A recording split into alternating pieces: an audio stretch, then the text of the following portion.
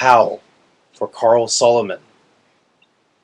I saw the best minds of my generation destroyed by madness, starving, hysterical, naked, dragging themselves through the Negro streets at dawn looking for an angry fix. Angel-headed hipsters, burning for the ancient heavenly connection to the starry dynamo and the machinery of night, who poverty and tatters and hollowed-eyed and high sat up smoking in the supernatural darkness of cold water flats, floating across the tops of cities, contemplating jazz, who bared their brains to heaven under the L and saw Mohammedan angels staggering on tenement roofs illuminated, who passed through universities with radiant cool eyes hallucinating Arkansas and Blake-like tragedy among the scholars of war, who were expelled from the academies for crazy and publishing obscene odes on the windows of the skull, who crowded in unshaven rooms in underwear, burning their money in wastebaskets and listening to the terror through the wall, who got busted in their pubic beards returning through Laredo with a belt of marijuana for New York, who ate fire in paint hotels or drank turpentine in Paradise Alley, death, or purgatory to their torsos night after night,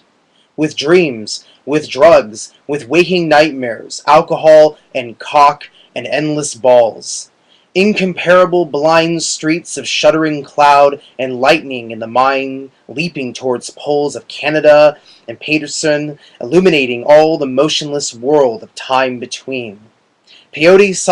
solidarities of halls, backyard green tree cemetery dawns, wine drunkenness over the rooftops, storefront burrows of tea-head joyride neon blinking traffic light, sun and moon and tree vibrations in the roaring winter dusks of Brooklyn, ashcan rantings and kind king light of mind, who chained themselves to subways for the endless ride from Battery to Holy Bronx on Bezadrine until the noise of wheels and children brought them down shuddering, mouth-raked, and battered, bleak of brain, all drained of brilliance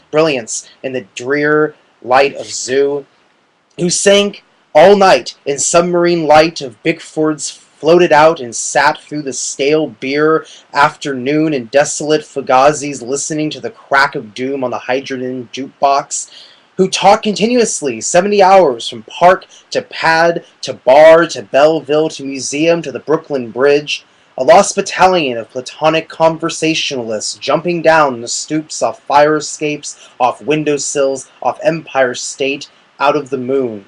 Yakety-yakketing, screaming, vomiting, whispering facts and memories and anecdotes and eyeball kicks and shocks of hospitals and jails and wars. Whole intellects, disgorged in total recall for 7 days and nights with brilliant eyes, meet for the synagogue cast on the pavement, who vanished into nowhere, Zen, New Jersey, leaving a trail of ambiguous picture postcards of Atlantic City Hall, suffering eastern sweats and tangerine bone grindings and migraines of China under junk withdrawal in Newark's bleak furnished room, who wandered around and around at night in the railroad yard wondering where to go and went leaving no broken hearts, who lit cigarettes in boxcars,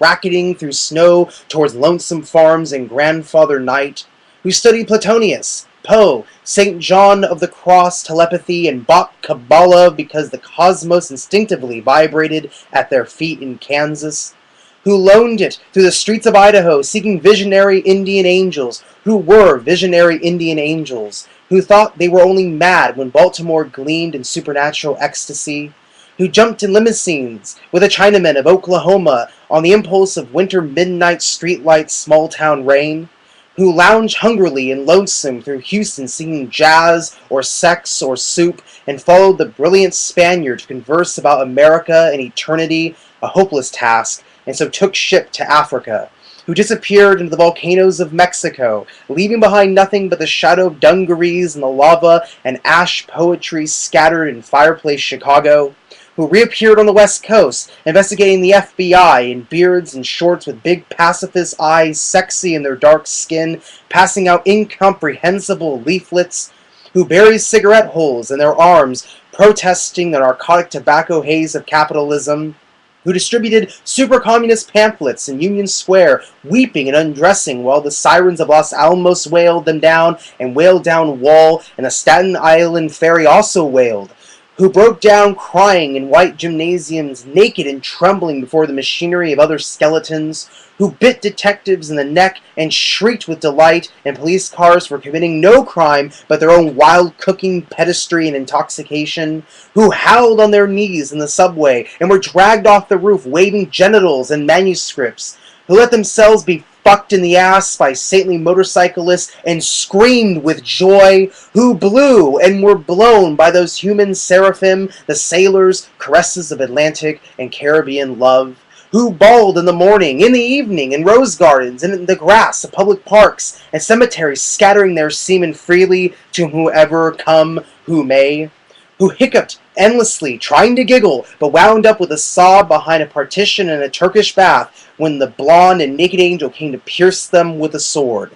who lost their loved boys to the three old shrews of fate, the one-eyed shrew of the heterosexual dollar, the one-eyed shrew that winks out of the womb, and the one-eyed shrew that does nothing but sit on her ass and snip the intellectual golden threads of the craftsman's loom, who copulated ecstatic and insatiate with a bottle of beer, a sweetheart, a package of cigarettes, a candle, and fell off the bed, and continued along the floor and down the hall, and ending fainting on the wall, with a vision of ultimate cunt and cum eluding the last jism of consciousness, who sweetened the snatches of a million girls trembling in the sunset and were red-eyed in the morning, but prepared to sweeten the snatch of the sunrise, flashing buttocks under barns and naked in the lake,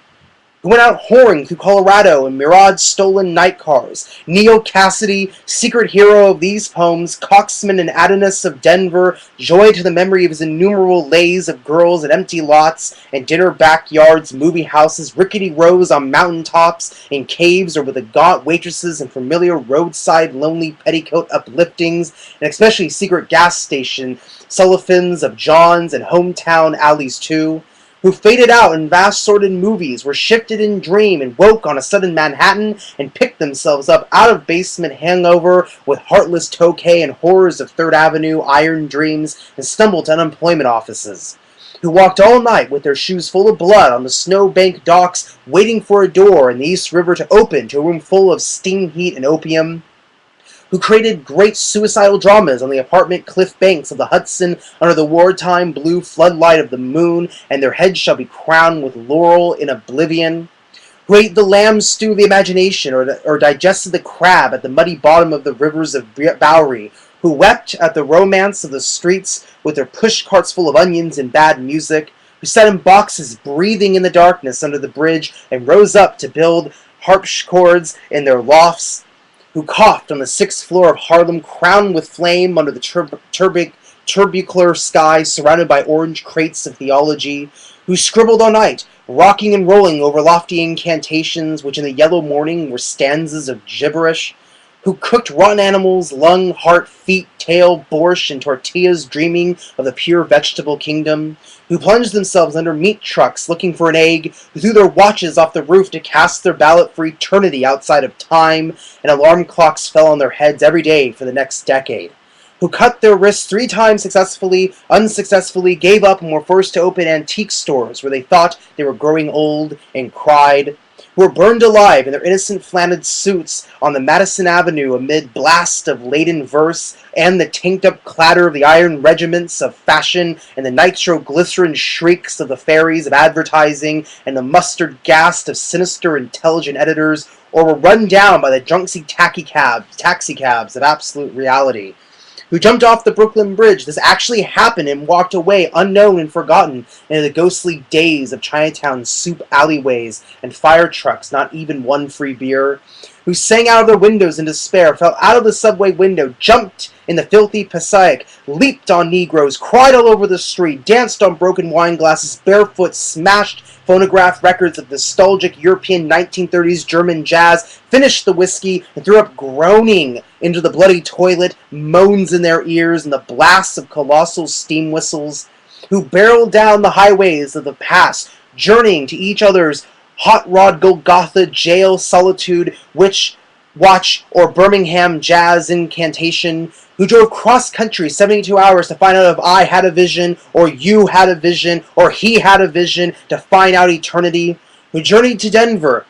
who died in Denver, who came back to Denver and waited in vain, who watched over Denver and brooded and loaned in Denver, and finally went away to find out the time and how Denver is loathsome for her heroes, who fell on their knees in hopeless cathedrals praying for each other's salvation and light and breasts until the soul illuminated its hair for a second, who crashed through their minds in jail, waiting for impossible criminals with golden heads and the charm of reality in their hearts, who sang sweet blues to Alcatraz, who retired to Mexico to cultivate a habit, or Rocky Mount to tender Buddha, or Tangiers to Boys, or Southern Pacific to the Black Locomotive, or Harvard to Narcissus, to Woodlawn to the Daisy Chain or Grave, who demanded sanity trials, accusing the radio of hypnotism, and were left with their insanity and their hands and a hung jury, who threw potato salad at CCNY lecturers on Dadaism and subsequently presented themselves on the granite steps of the madhouse with shaven heads and hard-clean speech of suicide demanding instantaneous lobotomy,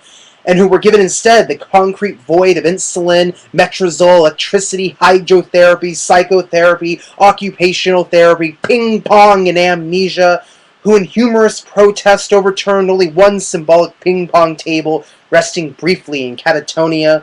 returning years later truly bald except for a wig of blood and tears and fingers to the miserable madman doom of the wards of the mad towns of the East, pilgrim states, rocklands, and greystones, foyted halls, bickering with the echoes of the soul, rocking and rolling in the midnight solitude bench of dolmen realms of love, dream of life, a nightmare, bodies turned to stone as heavy as the moon, with Mother finally,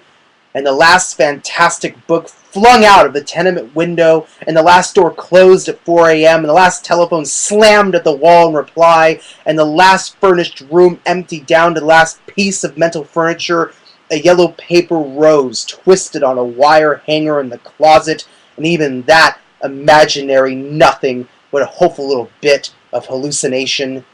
Ah, Carl, well, you are not safe. I am not safe, and now you're really in the total animal soup of time, and who therefore ran through the icy streets obsessed with a sudden flash of the alchemy of the use of the ellipse, the catalog, the meter, and the vibrating plane, who dreamt and made incarnate gaps in time and space, through images juxtaposed and trapped the archangel of the soul between two visual images, and joined the elemental verbs and set the noun and dash of consciousness together, jumping with sensation of pater, omnipotens, aeterna deus, to recreate the syntax and measure of poor human prose, and stand before you speechless and intelligent and shaking with shame, rejected yet confessing out the soul to conform to the rhythm of thought in his naked and endless head, the madmen bum and angel beat in time unknown, yet putting down here what might be left to say in time come after death, and rose, reincarnate in the ghostly clothes of jazz and the golden horn shadow of the band, and blew the suffering of America's naked mind for love into an Eli, Eli, lama, lama sabachthani saxophone cry that shivered the cities down to the last radio, with the absolute heart of the poem of life butchered out of their own bodies, good to eat 1,000 years.